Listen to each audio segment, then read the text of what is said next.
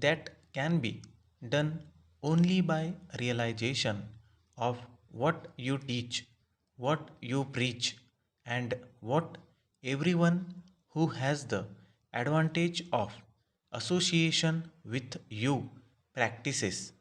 We need this kind of spiritual realization to be able to see that after all, what matters really is not what can be supplied from within, and thereby to meet the whole needs of the individual. We want that synthesis, we want that knowledge, and unless, as I have said, mankind arises betimes and see the danger ahead, mankind may be doomed. Para, we are all thinking of wars and the terrible havoc, damage, and devastation which any new war can cause to the world.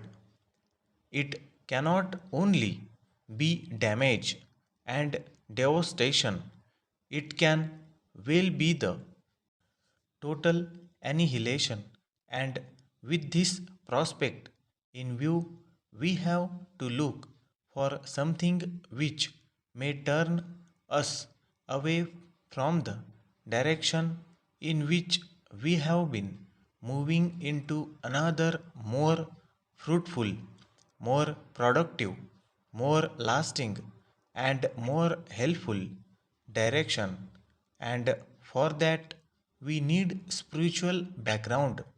For that, we need an understanding which goes beyond and behind mere material requirements and material comforts.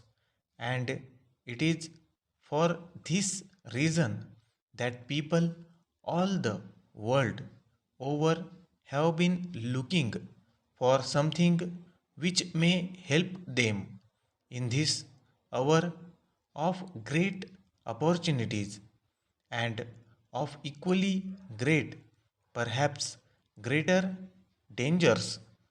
Para, it is in that context we have to approach all moments, all prescriptions, and as one interested generally in our welfare and in the welfare of mankind.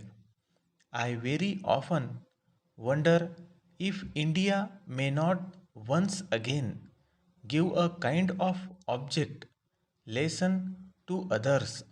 In this country, we have got all the faiths, we have got so many languages, and it is in this atmosphere of diversities which may appear to a casual observer to be almost unconquerable, that we have to work for a synthesis.